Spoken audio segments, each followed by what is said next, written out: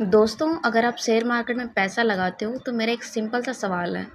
मान लो आपने किसी शेयर से 10,000 रुपये प्रॉफिट कमा लिए, तो कभी सोचा है ये पैसा आया कहाँ से? मतलब किसी ने तो यहाँ पैसा लॉस भी किया होगा ना।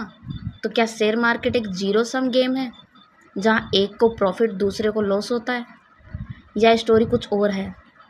चलिए आज इसी को सिंपल लैंग्वेज में समझते हैं। सबसे पहले बेसिक चीज़ समझते हैं।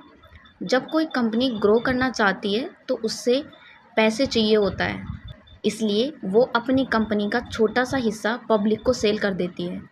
इसी को हम शेयर कहते हैं। मतलब अगर आपने कभी किसी कंपनी का शेयर खरीदा तो आप उस कंपनी के छोटे से ओनर बन गए। अब मान लो किसी कंपनी का बिजनेस अच्छा चल रहा है, उसका प्रॉफिट बढ़ रहा है और फ्यूचर ब्राइट लग रहा है, तो नेचुरली लोग उस कंपनी के शेयर्स खरीदना चाहेंगे। जब बायर्स ज़्यादा और सेलर्स कम होते हैं तो शेयर्स का प्राइस ऊपर चला जाता है और यहीं पर इन्वेस्टर्स को प्रॉफिट मिलता है। अब इम्पोर्टेंट सवाल, अगर आपने शेयर 100 रुपये में ख़रीदा और बाद में 150 में बेच दिया तो आपको 50 रुपये का प्रॉफिट मिल गया। यह पैसे असल में उस इन्वेस्टर्स से आया जिसने आपसे वो शेयर 150 में ख़रीदा। मतलब शॉर्ट टर्म में मार्केट बायर्स और सेलर्स के बीच का गेम होता है, लेकिन लॉन्ग टर्म में पिक्चर थोड़ी डिफरेंट होती है।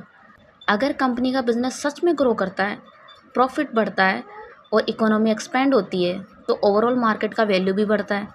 इसलिए लॉन्ग टर्म इन्वेस्टर्स अच्छी कंपनीज में इन्वेस्ट करके वेल्थ क्रिएट करते हैं। इसलिए शेयर मार्केट को समझने का एक सिंपल रूल है। शॉर्ट टर्म में मार्केट बायर्स और सेलर्स का गेम होता है, लेकिन लॉन्ग टर्म में मार्केट कंपनीज की ग्रोथ का गेम होता है। और इसी वजह से दुनिया के कई बड़े इन्वेस्टर्स शेयर मार्केट को वेल्थ क्रिएशन का पावरफुल टूल मानते हैं। वैसे आप क्या सोचते हो, शेयर मार्केट में पैसा बनाना लक का गेम है या नॉलेज का?